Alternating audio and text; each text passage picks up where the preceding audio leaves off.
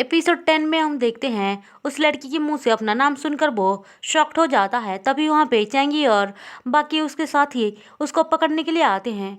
बाद में फिर से उनसे बचकर भागने की कोशिश कर रहा था, लेकिन वो पकड़ा जाता है। हमें पता चलता है कि उस लड़की का नाम यू है, जो चैंगी के साथ मिलकर ही काम कर रही थी। उन लोगों ने ही उसको भेजा था उस आदमी को पकड़ने के लिए। चैंगी उसकी तारीफ करते हुए पूछता है, तुम्हें कैसे पता चला कि वो वही आदमी है? तो वो कहती है कि मैं जब यहाँ पे आई थी तो सारे आदमी मुझे देख रहे थे उसको छोड़कर, और मैं जब यहाँ पे बैठी तो वह मेरा चुपके से फोटो क्लिक कर रहा था। और तुम्हें तो पता है ना मैं ऑब्जर्वेशन करने में कितना माहिर हूँ। फिर वो उसके करीब आने की कोशिश करती है, जो देखकर वो कहता है कि तुम फिर से शुरू मत हो जाओ। वो कहती है, मैं तो बस ये जानना चाहती थी कि तुम अपनी गर्लफ्रेंड को अब भी याद करते हो या नहीं। अब सीन शिफ्ट होकर हमें दिखाया जाता है कि कैसे उस आदमी से चैंगी के साथ ही पूछ रहे थे कि तुम लोग का पीछा क्यों कर रहे थे, बताओ तुम्हारे पीछे किसका हाथ है। वो आदमी बोलता है, मुझे किसी ने भी नहीं कहा था, मैं तो खुद से ही उसका पीछा कर रहा था। तुम्हें तो पता है ना, जब भी मैं अट्रैक्टिव लड़की को देखता हूँ तो मुझे कंट्रोल नहीं होता है, और मैं उनकी फ़ोटो क्लिक करके ऑनलाइन भेजता हूँ जिससे कि मुझे पैसे मिलते हैं। वहीं दूसरी तरफ हम लू को देखते हैं। उसके पास पेंग आकर कहता है कि आज मेरी एक फिल्म रिलीज होने जा रहा है, क्या तुम दोनों वहाँ पे आकर मूवी देख सकती हो? जो सुनकर वांग बहुत ही ज़्यादा खुश होते हुए बोलती है, हाँ हम जरूर आएंगे। फिर ये लू को सिखा रही होती है कि कैसे उसको चेंगी को अपने साथ लेकर जाना चाहिए। लू कहती है, मैं ऐसा नहीं कर सकती हूँ, अभी अभी तो हम दोनों फ्रेंड्स बने हैं और एक दूसरे की करीब आ रहे हैं, और अचानक से ऐसे पूछूंगी तो उसको क्या लगेगा। वो कहती है, तुम ज़्यादा ही सोचती हो, अगर तुम जानना चाहती हो कि उसके दिल में अभी तक तुम्हारे लिए कोई फीलिंग्स है या नहीं तो तुम्हें ऐसा करना पड़ेगा। फिर वो उसको बहुत समझाती है। अब सीन शिफ्ट होकर हमें फिर से चेंगी को दिखाया जाता है, जहाँ पे उनके साथी उसको बता रहे होते हैं कि कैसे उस आदमी ने कहा कि वो अपने आप ही लू का पीछा कर रहा था। जो सुनकर चेंगी सोचता है, अच्छा तो उसके पीछे किसका हाथ है, और ये डैंगमैन यहाँ पे क्या कर रही थी। वो इन सब चीज़ों के बारे में सोच ही रहा था। वही दूसरी तरफ लू अभी तक कन्फ्यूजन में थी कि वो उसको मूवी के लिए पूछे या नहीं। फिर भी वो हिम्मत करके उसको कॉल करती है, और दोनों ही एक साथ एक दूसरे को कॉल कर रहे थे, इसलिए उनका कॉल नहीं लगता है। लेकिन थोड़ी देर बाद ही लू के पास चंगी का कॉल आता है, और वो पूछता है कि तुम किससे बात कर रही थी। वो कहती है, मैं तुम्हें ही कॉल कर रही थी। फिर वो पूछता है कि अच्छा तुम क्यों कॉल कर रही थी, तो वो उसको बता देती है कि असल में वो उसके साथ मूवी देखना चाहती है, क्या वो फ्री है। जो सुनकर चंगी कहता है, हाँ मैं फ्री हूँ और मैं तुम्हारे साथ मूवी देखना पसंद करूँगा। जो सुनकर लू बहुत ही ज़्यादा खुश हो जाती है।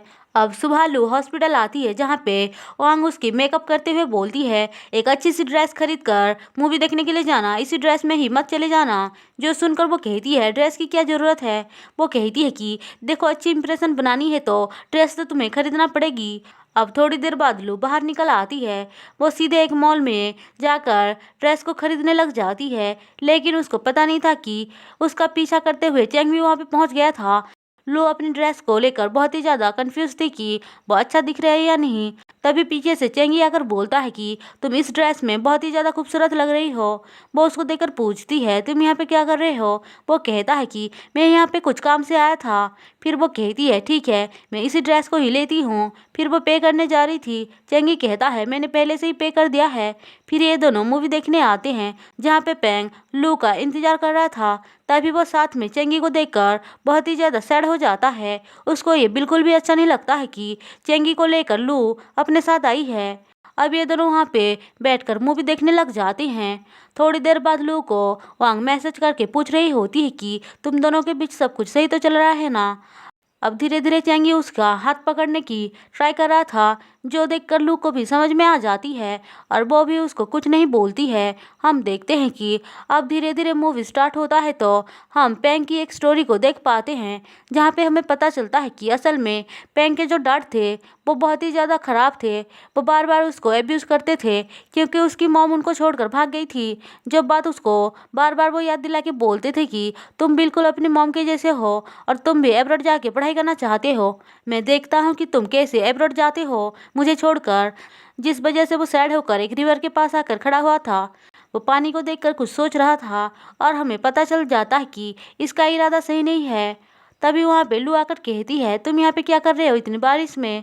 फिर वो उसको छाता पकड़ने के लिए बोलती है और कहती है कि देखो तुम कितने टैलेंटेड हो, तुम्हें देखकर सारे लोग कितना खुश होते हैं, तुम्हारे जैसा हर कोई बनना चाहता है और टीचर भी तो तुम्हारी कितनी तारीफ करते हैं, मैं तो हमेशा से तुम्हारे जैसा ही बनना चाहती हूँ। ऐसा बोलकर वो उसको बहुत सारी बातें बोलती है जिससे कि वो मोटिवेट होकर अपना प्लान को कैंसिल कर देता है। थोड़ी देर बाद वहाँ पे लू उसको छाता देकर चली जाती है और कहती है कि जल्दी से आना।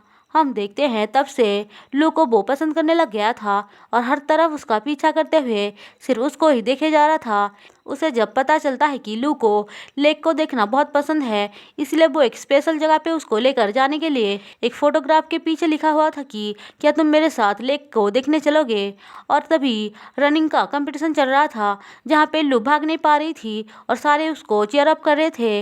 वो उसके सामने आकर खड़ा हुआ था। तभी वहाँ पे लू किसी को देखकर खुश होते हुए भाग रही थी। उसको लग रहा था कि वो उसके पास ही आने वाली है, लेकिन तभी वो देखता है कि असल में लू चेंगी को देखकर इतना खुश होते हुए भाग रही थी। वो सीधे जाकर उसको हक कर लेती है, जो देखकर बाकी सब तो खुश हो रहे थे, लेकिन पेंग बेचारा का दिल टूट जाता है।